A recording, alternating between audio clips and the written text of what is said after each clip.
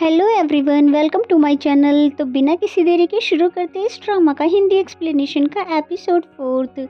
Episode के starting में हमें दिखाया जाता है कि रेंचो जियोंग के पास आता है मिलने के लिए, जिसे देखते ही वो बोलती है कि तुम यहाँ पर क्यों आ गए।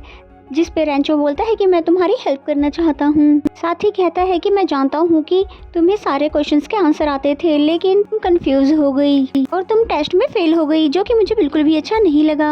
जिस पे जियोंग बोलती है कि तुम्हें क्या प्रॉब्लम है, मैंने अपने टेस्ट मिस किए हैं, इससे तुम्हें क्या लेना देना है। और मैंने कहा तो था हम दोनों को कभी भी एक साथ नहीं होना चाहिए। किसी स्टूडेंट ने हमारी पिक ले ली तो रेंचो ने उसको स्कूल से बाहर जाने के लिए कहा जहाँ वो जाना चाहती हो, जिस पे जियोंग भी मान गई और फिर एक दूसरे को वीचैट पर ऐड कर देते हैं। और रेंचो ने उसे क्यूट सी इमोजी सेंड की। एंड देन नेक्स्ट सीन में दोनों को हम सुपरमार्केट में देखते हैं, जहाँ पर जियोंग चीजों को देखकर बहुत ही ऑब्सेस्ड हो रही थी और कहती है कि काश मैं सोफा को अपने बेकिंग क्लब के लिए खरीद पाती।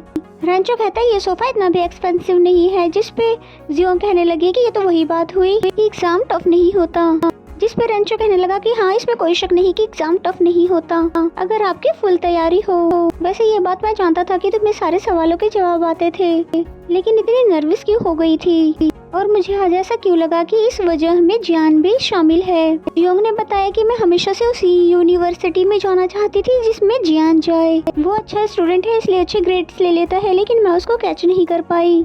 यानी कि जियोंग ने मेडिकल फील्ड इसीलिए चूज की थी ताकि वो जियान के साथ रह सके। और उसे बताती है कि तुम जैसे स्ट्रेट फॉरवर्ड स्टूडेंट मेरी डिफिकल्टीज नहीं समझ सकते, इसलिए ही वो डॉक्यूमेंट मैं तुमसे साइन करवाना चाह रही थी। फिर वहाँ से जाते हुए कहता है मैं तुम्हारे साथ वो डॉक्यूमेंट साइन करने के लिए तैयार हूँ। जियोंग भी खुश हो जाती है और कहती है कि मैं तुम्हारी उस मीटिंग वाली बात को सीक्रेट रखूंगी। I swear promise. Next scene में वो दोनों डॉक्यूमेंट साइन करते हैं जिसमें कुछ शर्तें रखी गई थी। हम दोनों एक दूसरे के पास नजर नहीं आएंगे, एक दूसरे को इग्नोर करेंगे ताकि लोगों को लगे कि हम दोनों के बीच में कुछ भी नहीं है। और हम दोनों को अगर एक दूसरे से काम पड़ेगा तो हम कुछ ऐसी सीक्रेट जगह पर मिलेंगे जहाँ पर कोई भी हमें पहचान ना सके। फिर रेंचो ने एक बात और ऐड कर दी कि और मेरी रेपुटेशन को कोई भी नुकसान नहीं होना चाहिए, यानी कि तुम वो मीटिंग वाली बात किसी को भी नहीं बताओगी। जियोंग भी खुशी खुशी इसकी बात मान जाती है और फिर दोनों ही अलग अलग से दोनों इस पे साइन कर देते हैं। और फिर रेंचो से हाथ मिलाते हुए बोलता है कि कभी तुम्हें मुझसे प्यार हो गया तो, जिस पे वो उसका हाथ छुड़ाते हुए बोलती है कि तुम पागल तो नहीं हो गए हो क्या, ऐसा कभी भी नहीं हो सकता, और ऐसा हुआ ना तो मैं सबको अपना अपेंडिक्स ऑपरेशन करके लाइव दिखाऊंगी। जियोंग का तो पता नहीं, पर पता नहीं ऐसा क्यों लगता है कि रेंचो ही उसकी तरफ अट्रैक्ट हो जाएगा। तभी आसपास देखता है कि यहाँ पे वाकई बैठने के लिए कोई भी सीट अवेलेबल नहीं है। नेक्स्ट सीन में वही पेपर वो साहू को दिखाती है, जिसे तो उस पे उसका साइन देखकर बिल्कुल यकीन नहीं आ रहा। तो कहने लगती है कि वो बॉसी बिहेवियर वाला रेंचो वो इस पे साइन कैसे कर सकता है, कहीं ऐसा तो नहीं है उसने तुम्हारे क्लास फेलो को तुम पर हंसते हुए देख लिया हो फिर ये डिसीजन ले लिया हो। वो बोलती है जो मर्जी हो, उसने तो साइन कर दिया ना, और उसे बॉसी मत कहो, मुझे लगता है वो इतना भी बुरा नहीं है। खैर ये बताओ कि हमारा एग्रीमेंट तो साइन हो गया है, पर हम लोगों को कैसे क्लियर करेंगे कि हमारा कोई भी रिलेशनशिप नहीं है। शाओ ने उसे आइडिया दिया क्यों ना तुम दोनों अपने अपने अकाउंट पर ये सब लिख कर पोस्ट कर दो, जिसे रीड करने के बाद सभी को पता चल जाएगा। नेक्स्ट सीन में जियोंग जिवाई के साथ जब लेबोरेटरी रूम में एंटर हुई तो वहाँ रेंचो पहले से ही मौजूद था। जिवाई कहने लगा कि ये जगह सीक्रेट है, इसलिए तुम दोनों यहाँ पर आराम से मीटिंग कर सकते हो। जियोंग कहने लगती है कि मैंने तुम्हें कल भी बताया था कि मेरा इससे कोई भी लेना देना नहीं है। फिर रेंचो को बताती है कि मैंने एक स्टेटमेंट लिखा है जिसमें मैंने लिखा हम दोनों बिल्कुल अलग है, इसलिए हम दोनों का कोई भी रिलेशनशिप नहीं हो सकता। और मैं ये भी बता दूंगी कि हम दोनों एक दूसरे से कभी भी नहीं मिलेंगे। जिसपे वो बोला कि मुझे नहीं लगता कि कोई भी इस पे यकीन करेगा, और वैसे भी सोशल प्रैक्टिस के लिए तो मुझे तुम्हारी क्लास में आना ही होगा। लेकिन जियोंग को लगता है कि इग्नोर करने में वो बहुत ही अच्छी है, इसलिए वो लोगों के सामने इग्नोर करने की एक्टिंग बहुत ही अच्छे से कर पाएगी। उसका कोई रिस्पॉन्स ना देखते हुए वो बोलती है कि तुम्हें एग्रीमेंट पे साइन करके कोई रिग्रेट हो रहा है, अब तुम मेरी मदद नहीं करोगे, चाहे वो ये करना चाहता हो या नहीं, कि फिर भी वो हाँ कर देता है इस स्टेटमेंट को लिखने के लिए। तभी वहाँ पर डोर नॉक होने की आवाज आई। जैसे ही जियोंग ने देखा कि वहाँ पर कोई भी नहीं था और साइड में देखा तो जिंजो नजर आई जो कि विंडो से झांक रही थी, और जियोंग भी उसके पीछे जाके खड़ी हो गई। और फिर जैसे ही उसे आवाज दी तो वो पीछे डरकर मुड़कर देखती है, और जिसे देखते ही सिस्टर इन लॉ कह दिया, जिस पर वो कहती है कि मैं तुम्हारी सिस्टर इन लॉ नहीं हूँ। खैर तुम बताओ कि तुम यहाँ पर क्या कर रही थी। जिनियो कहने लगी कि मैं यहाँ पर जिवाई को देखने आई थी कि वो मेरा बॉयफ्रेंड है। इससे पहले कि जियोंग उसकी बातों को सच समझ लेती, रेंचो पीछे से आता हुआ बोलता है कि ऐसा कुछ भी नहीं है। तभी जिवाई भी लेबोरेटरी से बाहर निकलते हुए कहने लगा कि तुम फिर आ गई हो और गार्ड ने तुम्हें आने कैसे दिया। जिसपे वो कहती है कि लकीली मेरे पास मेरे भाई का ID कार्ड मौजूद था, जिसपे वो हर बारी कोई ना कोई रास्ता ढूंढ लेती है जिवाई से मिलने के लिए। इस बर्थडे पे मैं तुम्हें फोन गिफ्ट कर दूं, उसके बिना तो मैं तुमसे कांटेक्ट भी नहीं कर सकती ना। जिवाई बोला बिल्कुल भी नहीं, और मुझे नहीं चाहिए, और वैसे भी मेरे पास लेबोरेटरी में मेरा साइलेंट मेंटर मौजूद है, जिसपे इसको ये नाम कुछ अजीब सा लगता है और कहती है कि ये भला किस तरह की चीज है, मैं भी इसे देखना चाहूंगी। जियोंग उसे जाने से रोकने लगी, लेकिन वो मानती नहीं है और चली जाती है। और फिर जैसे अंदर जाती है तो वो चिल्लाने लग जाती है, क्योंकि उसने साइलेंट मेंटर किसी और को नहीं बल्कि लाश को ही कहा था। इसे देखने के बाद तो उसकी तबीयत बहुत ज्यादा खराब हो जाती है, वही वोमिटिंग कर देती है और फिर गंद मचाने की वजह से उसको सॉरी भी कहती है और कहती है कि तुम फिक्र मत करो, मैं इसे अभी की अभी साफ कर देती हूँ। जिवाई बोलता है कि तुम जाओ यहाँ से, मैं इसे खुद ही साफ कर लूंगा। उसके मना करने के बाद भी यहाँ पर वो सफाई का सारा सामान लेकर सफाई करना शुरू कर देती है। पता नहीं ये इसका दिल कब तक जीत पाएगी। नेक्स्ट सीन में जियोंग को अपना काम करते हुए दिखाया गया कि तभी उसे एक मैसेज रिसीव हुआ, जिसे देखकर वो बहुत ही हैरान हो गई और फौरन से रेंचो को अर्जेंट मीटिंग के लिए बुला लिया और लेकिन डिस्टेंस पर बैठने के लिए कहती है अपने कॉन्ट्रैक्ट के अकॉर्डिंग। कहती है कि तुमने जो पोस्ट किया है उससे तो लोगों को ये लग रहा है कि हम दोनों का रिलेशनशिप तुम सीक्रेट रखना चाहते हो।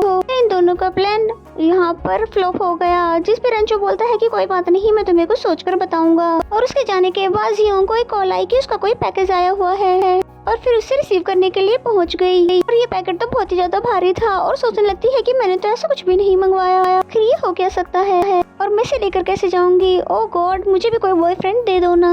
और ये कहने की देर थी कि तभी वहाँ पर एक लड़का पहुँच आया, जिसे देखते ही जियोंग को पहली नजर वाला अट्रैक्शन हो गया और सोचने लगी कि अभी भी तो मैंने मांगा था, इतनी जल्दी मिल भी गया। और लड़का बोला कि मैं तुम्हें इसे साथ में ले जाने में हेल्प कर देता हूँ, और वैसे भी लड़कियाँ लड़कों जितनी स्ट्रॉन्ग तो नहीं होती है ना। जिसके बाद उसने उस सोफा को बेकिंग क्लब में लगा दिया और उसे देखकर याद आया कि ये तो वही सोफा है जो मैंने सुपरमार्केट में देखा था। फिर रेंचो से कॉल करके बोलती है क्या तुमने उस सोफे को चोरी कर लिया है, जिसपे वो बोला कि नहीं, मैंने उसे ऑनलाइन ऑर्डर करवाया था, शायद एड्रेस गलत हो इसलिए तुम्हारे पास आ गया है। खैर उसे उधर ही रखो क्योंकि मैं फर्श पर नहीं बैठना चाहता।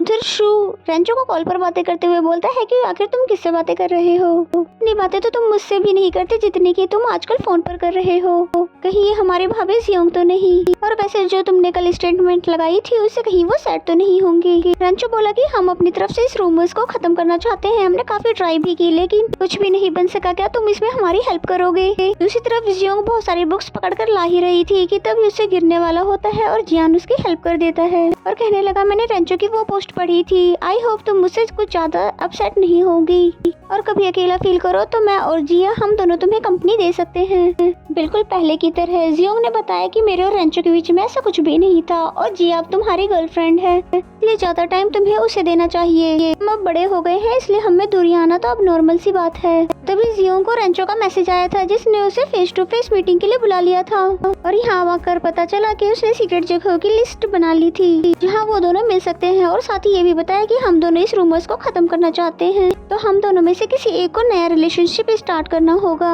जियोंग तो खुश हो जाती है कि शायद वो अपने लिए गर्लफ्रेंड ढूंढने वाला है, पर वो बोला कि मैं नहीं बल्कि तुम रिलेशनशिप में आओगी और अपनी डिमांड तो मेरे वीचैट पे भेज देना, जिससे मैं तुम्हारे लिए 20 लड़कों की लिस्ट बना दूंगा जिसमें से तुम किसी एक को सिलेक्ट कर लेना।